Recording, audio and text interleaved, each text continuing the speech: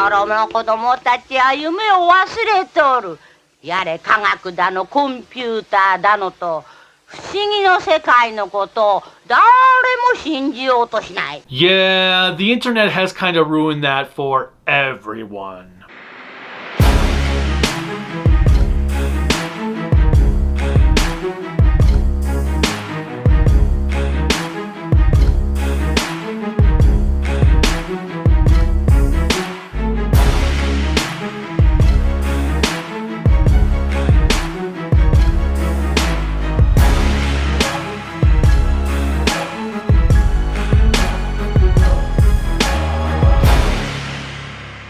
Remember to click like, subscribe, the bell notification, and whatever else YouTube has you clicking on to support us.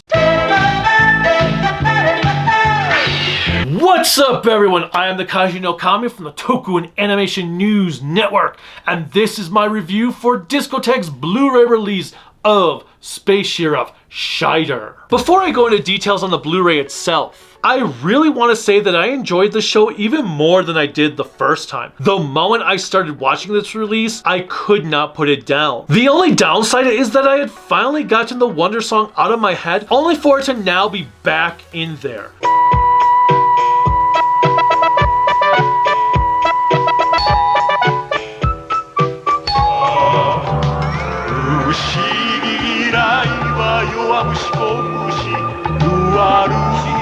I also forgot to mention in my series review that there was a jazz rendition of the song in one episode.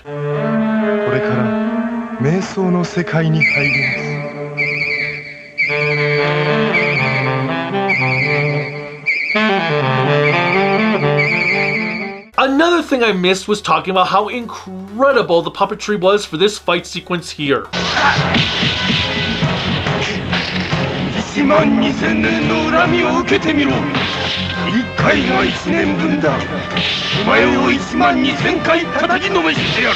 I do still think Shaider himself is the weakest part of the show, but even that paled in comparison to how much I relished revisiting it. I was also worried I was going to struggle with this Blu-ray given I had just watched the series not too long ago, but nope, this is definitely one of Metal Hero's finest. With that said, let's get to talking about the Blu-ray. You know what to expect. We have the slipcase,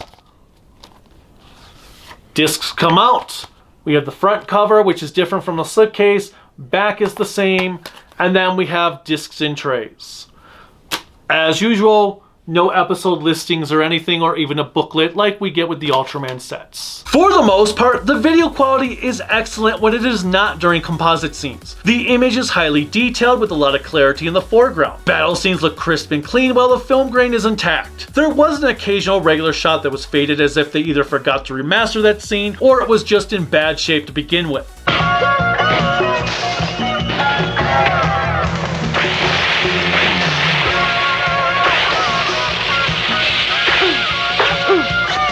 The composite shots do continue to look unfocused and soft, which is to be expected based on how they were merged.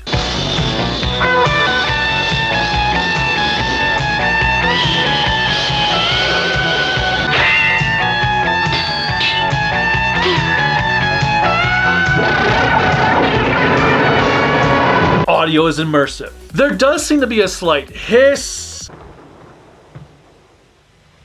Annie? There was an episode where the audio seemed to just be slightly out of sync with the video during the final battle. However, the rip I made for this review seems to be fine.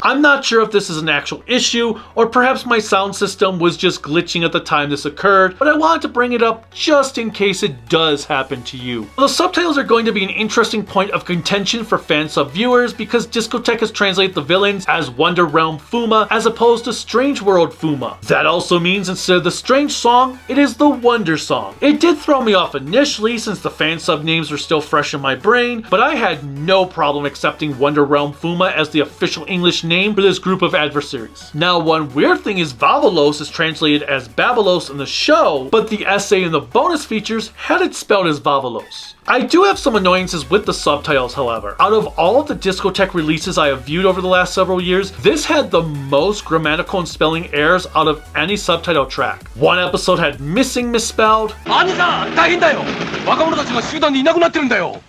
Another episode had a squiggle at the end of a sentence. They also made an error as in episode 45. Poe states it is Kublai's millionth birthday, but then in the next episode, the narrator says it is for his 100,000th birthday. So like, which is it? There were a couple of wonky translations throughout. I think this one was supposed to be don't do anything more. I'm also not a fan of them translating Gucci's name to Grumble, given it is his name, and seeing Grumble on screen as they are chanting it is very odd to me.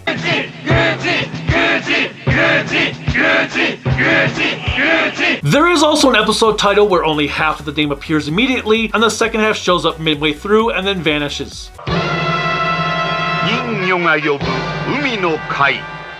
On the other hand, we get this in episode 44. You maniacs! You actually did it! Ah, bless you. Bless you all to heaven!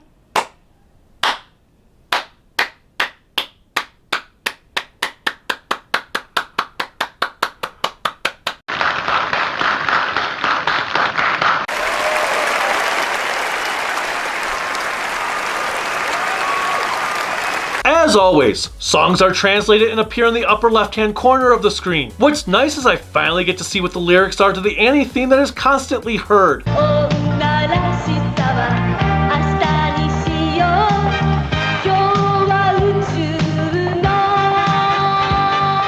Along with the Wonder Song words.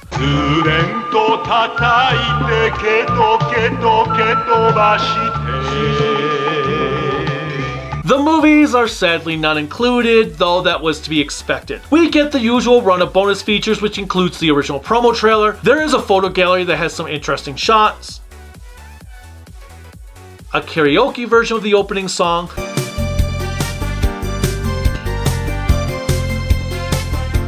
a reunion interview special that features the actors for Annie, some of the gals, Poe, and one of the directors to the show.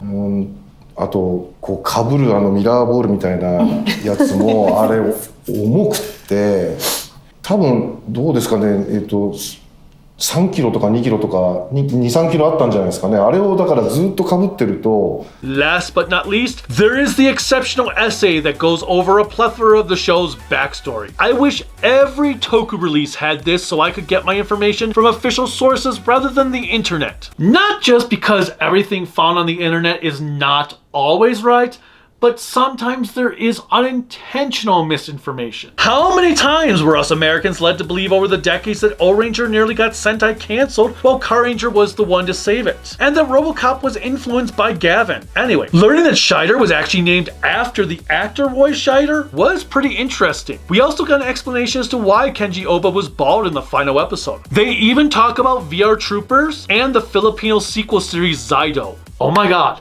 I cannot believe how much more I enjoyed Shaider this time around than the first time I watched it. This Blu-ray is most definitely a must-buy despite its flaws. Until next time, bye.